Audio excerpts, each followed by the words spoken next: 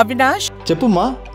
దగ్గరలో ఉన్న మెడ్ప్లస్ కు వెళ్ళి మెడ్ప్లస్ బ్రాండ్ మెడిసిన్స్ అని అడిగి కొనుక్కునరా. అక్కడ 50 to 80% తగ్గింపుకు వస్తుంది. మీరు తీసుకునే అదే మందులు, అదే నాణ్యమైన మందులు, కానీ సగం ధరకే.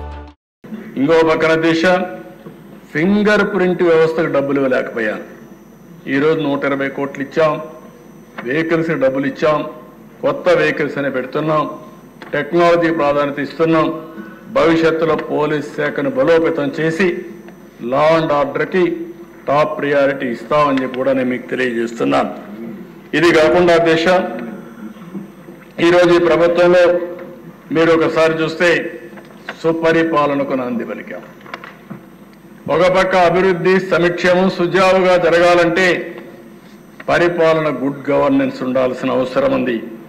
అందుకనే ఈరోజు మీరు చూసినప్పుడు 1వ తారీఖునే ఉద్యోగస్తులకి, పింఛన్దారులకి, ఎవరైతే పెన్షనర్స్ ఉన్నారో వాళ్ళందరికీ కూడా 1వ తారీఖు ఇచ్చే పరిస్థితి తీసుకొచ్చాం.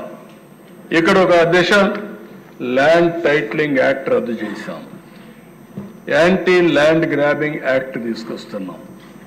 ఎవరైనా సరే భూ కబ్జాలు చేస్తే ఆ భూ కబ్జాలు చేశారని మేము ప్రూవ్ చేయడం కాదు, మీరే ప్రూవ్ చేసుకోవాల్సిన అవసరం ఉంటుంది. ఎవరైనా సరే ప్రైవేటు భూములు జోలుకొచ్చినా, ప్రభుత్వ భూముల జోలికి వచ్చిన ఎవరైతే ఈ కబ్జాదారులు ఉన్నారో, ల్యాండ్ గ్రాబర్స్ ఉన్నారో వాళ్ళందరికీ హెచ్చరిక చేస్తున్నాం. ఈ సెషన్లో అనేది బిల్లు వస్తుంది, చట్టం అవుతుంది. గడిచిన 5 సంవత్సరాల్లో జరిగిన పనులు మీరు ఒక్కసారి ఆలోచిస్తే అధ్యక్ష, ఎవరు పిటిషన్ ఇచ్చినా నాది 22A కింద రాసేశారు, నా భూమి వేరే వాడు కబ్జా చేశాడు, నా భూమి పెంచండి అనే పరిస్థితికి వచ్చారు. ఒక ఫార్స్కెన్ తయారు చేశారు, డ్రోన్ సర్వే అన్నారు, బౌండరీసే మార్చేశారు. ఇంకో పక్కన మీరు చూస్తే భూములు కూడా నాకు వచ్చే పిటిషన్లని అనలైజ్ చేస్తే 160% ల్యాండ్ డిస్ప్యూట్స్ వచ్చాయి. ఎక్కడికక్కడ భయంకరమైన వాతావరణం క్రియేట్ చేశారు. అందుకని అవసరమైతే ఇవన్నీ కూడా చెప్పాం.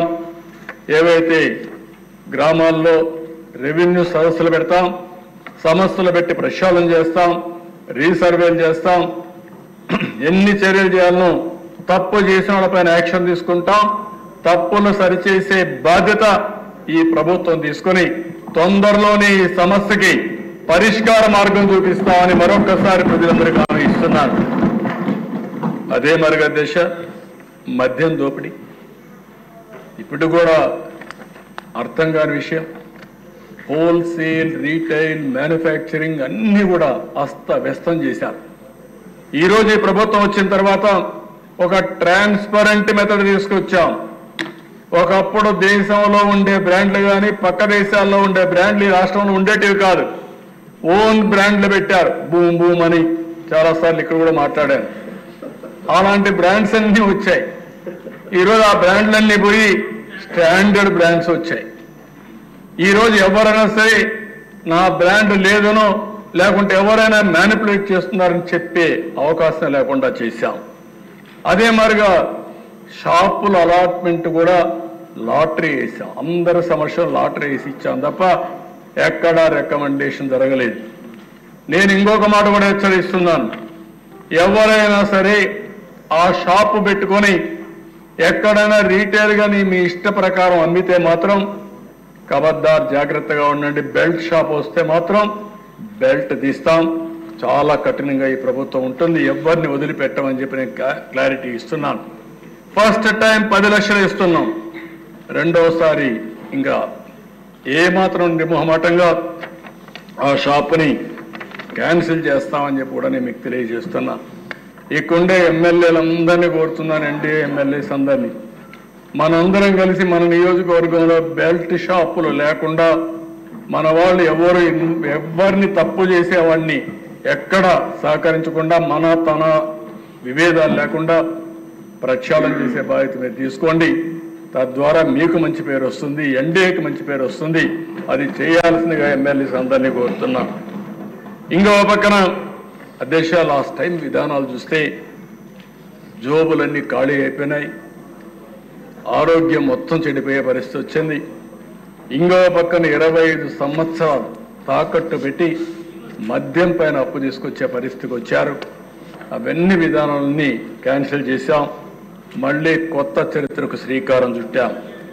ఇంకో పక్కన దిశ ఉచిత ఇసుక. మన ఊర్లో దొరికే ఇసుక మనం ఉచితంగా తీసుకోలేని పరిస్థితి తీసుకొచ్చారు. చాలా సమస్యలు సృష్టించే పరిస్థితికి వచ్చారు.